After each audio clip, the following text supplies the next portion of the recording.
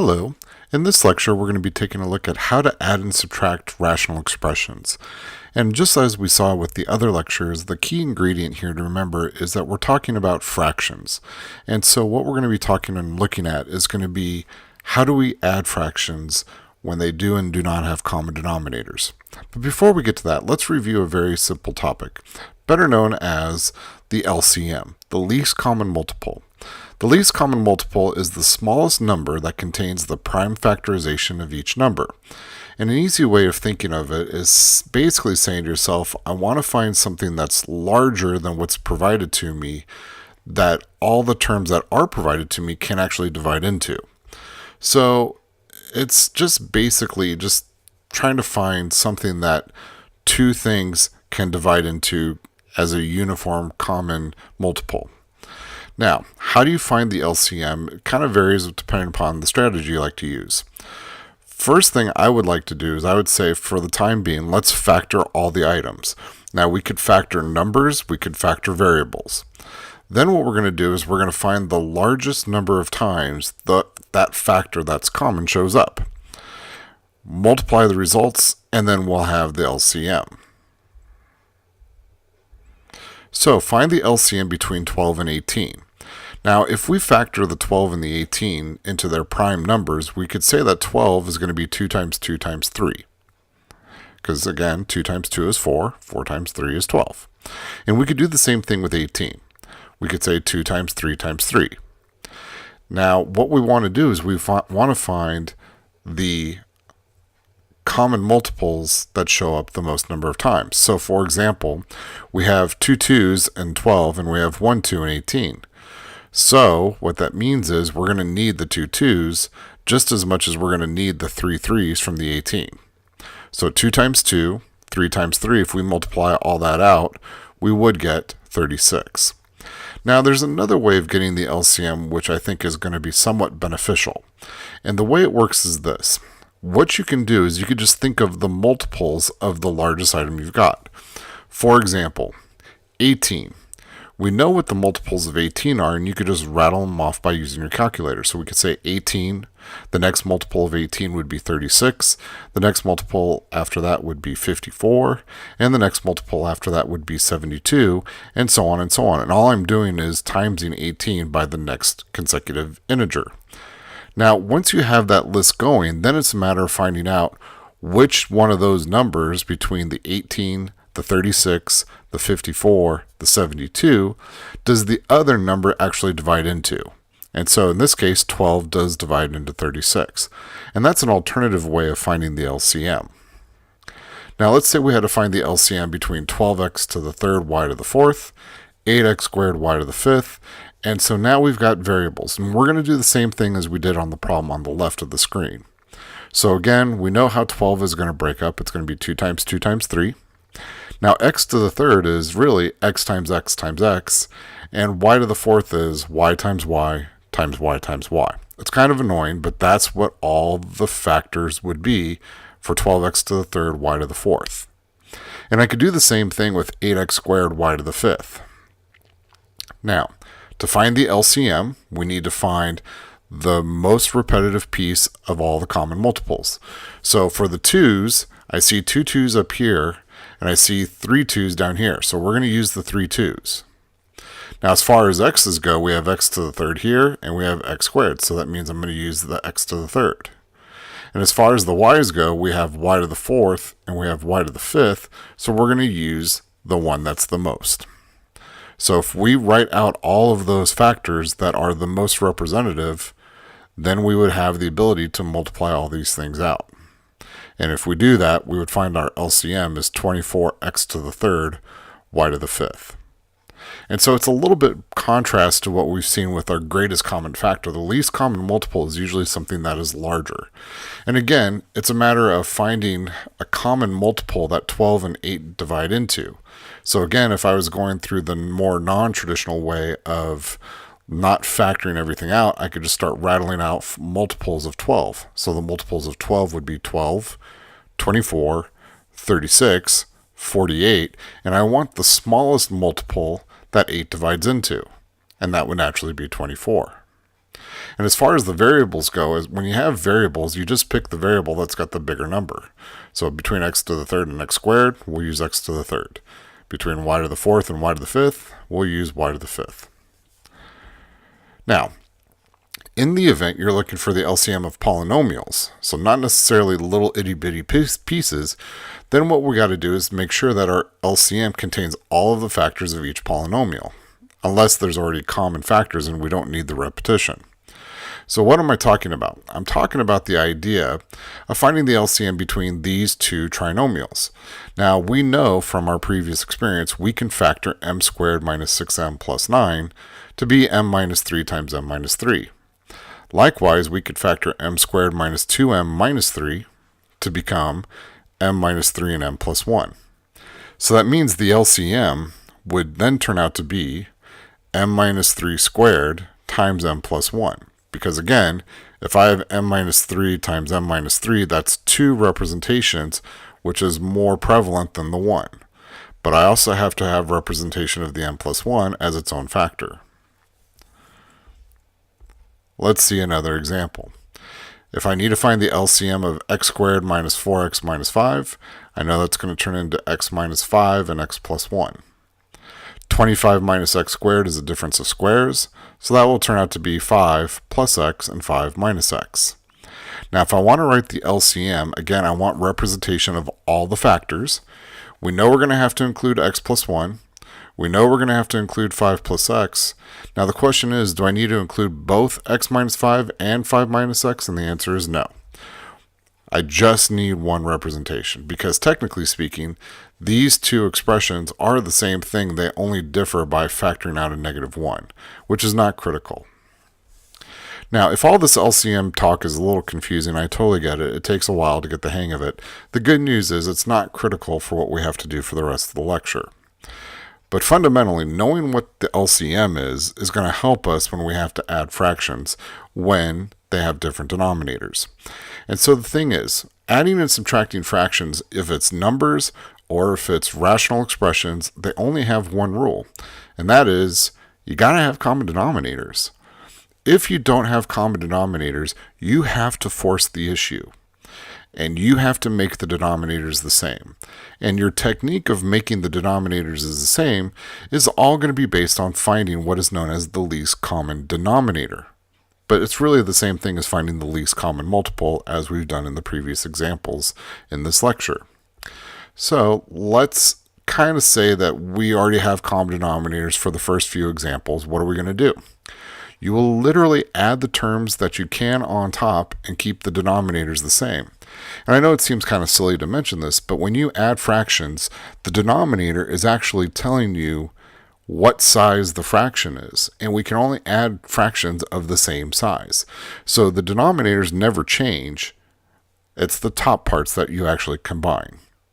Now, be mindful that once you consolidate everything into one fraction, it might be possible to factor, and if it's possible to factor, you should then look to reduce. So it is possible that once you add the things together, it doesn't mean you're necessarily done. You might have to do a little bit more simplifying. So let's see some examples of what I'm talking about. Here we have 5x over 18 plus 7x over 18. We have common denominators. The denominators are both 18. So that means I could literally add what I can on top, but I'm still going to have 18 on the bottom. So 5x plus 7x, we can add those together to make 12x over 18.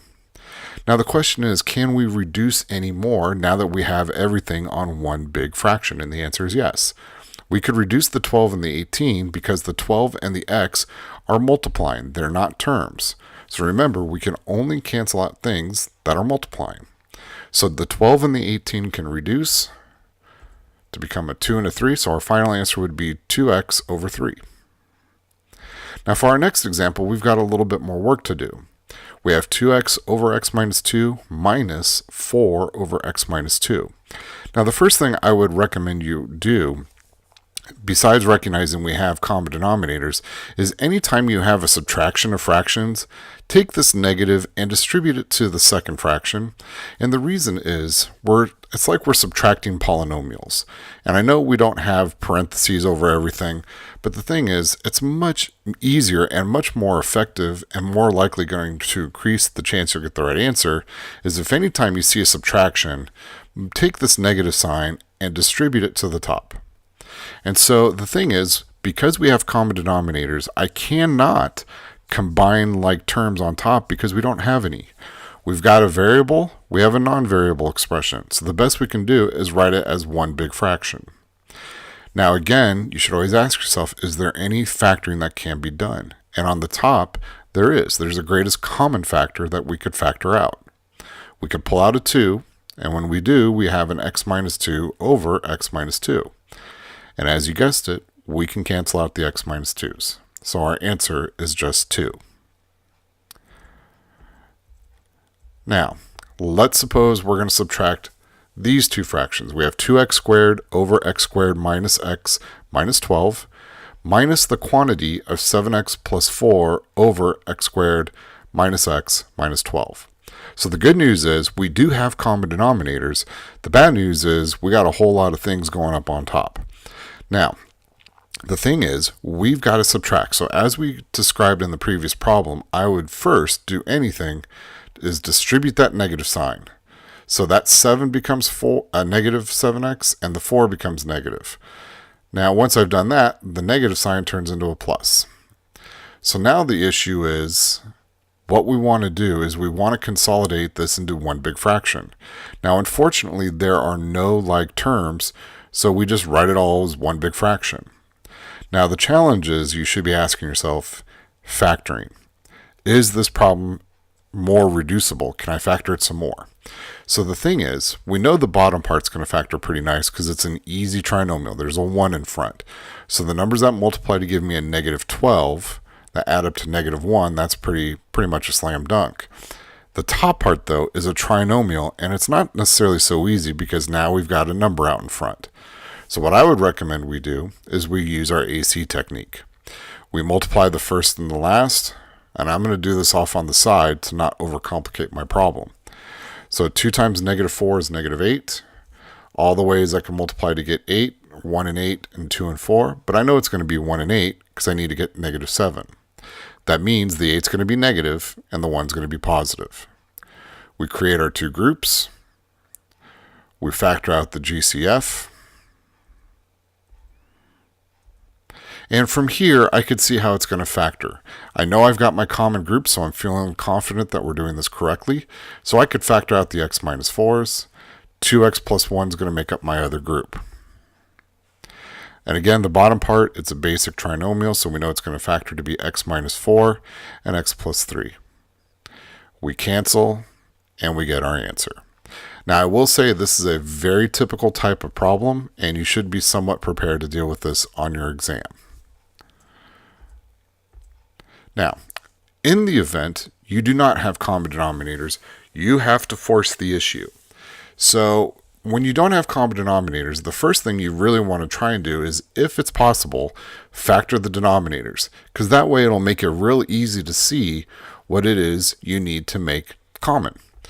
Now, what I like to say is, if you are able to factor the denominators, play a little game of seeing which item each fraction is missing in the denominator. And this is basically how we identify the LCM. Now, the thing is, we're going to multiply the missing parts to the top and bottom of a fraction, and then we'll simplify where we can. Now, for example, here are two fractions that have different denominators. We have negative 3 over x squared minus 2x plus 6 over x squared minus 4. Now, the first thing we should be looking at trying to do is factor each denominator. For the first fraction, I could factor out an x. For the second fraction, I'm hoping we see the x squared minus 4 as a difference of squares. Now, we need to make the denominators the same, so what we need to do is we need to play a little guessing game. In the first fraction, we have an x and we have an x minus 2. So what we do is we peek over to the second fraction and say, okay, we've already got an x minus 2, so they have that in common. But this first fraction, what is it missing? It's missing the x plus 2. So what we're going to do is we're going to multiply the first fraction, top and bottom, by x plus 2. Now the reason why you've probably done this before, it's okay to do this because technically speaking, multiplying by x over 2, x plus 2 over x plus 2, it's the equivalent of multiplying by 1. And when you multiply anything by 1, you don't change the value, you just change its appearance. Now, on the same token, we now have x times x minus 2 times x plus 2. We now have to make the same magic happen over here. So we're looking at our denominators and trying to figure out, okay, well, what is this fraction missing that this fraction has? And we're missing a singular x. So we're going to times top and bottom here by a singular x. Now what we want to do is we want to simplify our products here. So what that means is in the first fraction, I'm going to distribute a negative 3. And on the second fraction, I just have to multiply 6 times x. So for the first fraction, we would have negative 3x minus 6 all over x times x minus 2 times x plus 2. And on the second fraction, all we have is a plus 6x. Now, we have common denominators now. There are exactly the same information on the bottom. And so now we look at what can we add on top. Well, the negative 3x and the positive 6x are like terms, so I could add those two things together. So a negative 3x plus 6x turns into a positive 3x, and the negative 6, since it has nothing, comes along for the ride. And again, it always comes down to the same fundamental question, do we have a way to reduce? And the answer is yes. In the numerator, we could factor out a 3, and then we ask ourselves, is there anything we can cancel? And the answer is still yes. The x minus 2's are gone, and we're left with 3 over x times x plus 2. Again, this is a very common type of problem that we have to be prepared to deal with. Okay, now this example I will say is not very common, but it can make for an easy problem. Now right now we have 2x over x minus 3 minus the quantity of 5 over 3 minus x. Now I know you're saying to yourself, okay, subtraction. Because we're subtracting, we need to distribute the negative sign, and I completely agree with you. Typically, almost every single time we're going to take this negative and we're going to distribute it to the top. However, for a problem like this, instead of taking the negative and distributing it to the top, let's not do that, and let's distribute it to the bottom. Because if you look at x minus 3 and 3 minus x, they're very similar to each other. They're off by a negative sign. And if I take this negative and I distribute it here, then the signs will match up the way they need to be the same. So instead of having it 5 over 3 minus x, when we distribute that negative sign, it's going to become a negative 3 plus x, which is identical to what we have in the first fraction. Now, since the denominators are now officially the same, I can consolidate all of this information onto one fraction. The only problem is the 2x and the 5 have nothing in common, so I don't get to add those things together. So our final answer would be 2x plus 5 over x minus 3. So technically speaking, you can take the negative and distribute it to the top, or you could do it to the bottom. 9 times out of 10, it's going to be to the top. But if you do have a problem like this where your denominators are off just by a sign, distribute it to the bottom, and that resolves the lack of common denominators issue. Now, in the event you have something that looks like this, y plus 8 over y minus 7, we got to get common denominators, and the easiest way to do that, stick a 1 under the y. Now, y minus 7 typically would have parentheses around it, but it doesn't need to because it's not multiplied by anything. So in order for these denominators to be the same, I'm going to have to times the first fraction by y minus 7. And if I do that, I'm going to distribute the y and the first fraction to make it y squared minus 7y all over y minus 7. Now, the temptation here is you're going to say, ooh, I can factor and I can cancel. And that's absolutely true. But if you do, you're working backwards. What we want to do is we're trying to get common denominators so we can add this to be one fraction as opposed to two separate ones. So the thing is, don't get so excited about canceling and reducing. Always do your canceling and reducing after you have it as one fraction. Now here, we've written everything as one fraction, and you might be tempted to say, oh, I could factor the top part. And it's very tempting to think that because you know how to get 8. 8 is 4 and 2 and 8 and 1. And you might say to yourself, oh, I can make 8 and 1 into a negative 7. The truth is you could, but you're not going to be able to keep a positive 8. If you try to use this as 8 and 1, it'd have to be a negative 8 and a positive 1, and that would not turn out to be a positive 8. Long story short, this top part is actually prime. So that means this problem is done. For our last example, we have two fractions that have absolutely nothing in common. We have 4x over 3x minus 1 minus 9 divided by x plus 4. Now, first thing I would do is I'd probably take that negative sign and distribute it to the 9. But the thing is, whenever you have terms that have nothing in common, what it basically boils down to is you're going to multiply by the other denominator. So first, take that negative sign and distribute it. The first fraction we're going to times top and bottom by x plus 4. The second fraction we're going to times top and bottom by 3x minus 1. And then we simplify each fraction. So we're going to distribute 4x into x plus 4 and get 4x squared plus 16x. And on the second fraction, we're going to distribute a negative 9 to get negative 27x plus 9. We add like terms as much as we can, and so far, by looking at these common denominators, I could tell the only like terms I have is going to be the 16x and the negative 27x. I could add those two things together. Now, the temptation is going to be, can I factor this? So if we do our grouping technique, our AC method, we're going to multiply the 4 and the 9 to get 36, but unfortunately there's no way to multiply to get 36 and add up to negative 11. So yet again, this problem is done. And for our last example, we're going to take a look at how to add 2x minus 1 over x squared minus 25 plus 2 over 5 minus x. So the first thing I want to do is I want to factor. So the x squared minus 25 is the difference of squares. So I know it's going to become 2x minus 1 over x minus 5 times x plus 5. Now the second fraction, we have 5 minus x, and hopefully you're able to recognize x minus 5 and 5 minus x are virtually the same thing. So all I need to do is, in order to make them exactly the same, I need to factor out a negative 1 from one of these expressions. Now, since this fraction is a little smaller and doesn't have as much going on, I would say let's factor out a negative 1 from here. Now, if I bring out a negative 1 under this fraction, this turns into negative 5 plus x. And by doing so, I now have this negative 1 that's out in front. Now, technically speaking, by changing this out to a negative 1 and these signs changing, I can keep the negative 1 down here, but at the same time, if I really wanted to, I could take this negative 1, or it's really more of the negative sign, and I could just move it up to the top. And the reason why I want to do that is because if I keep this negative down here, that means it's one more thing I got to times this fraction by to make the denominators the same.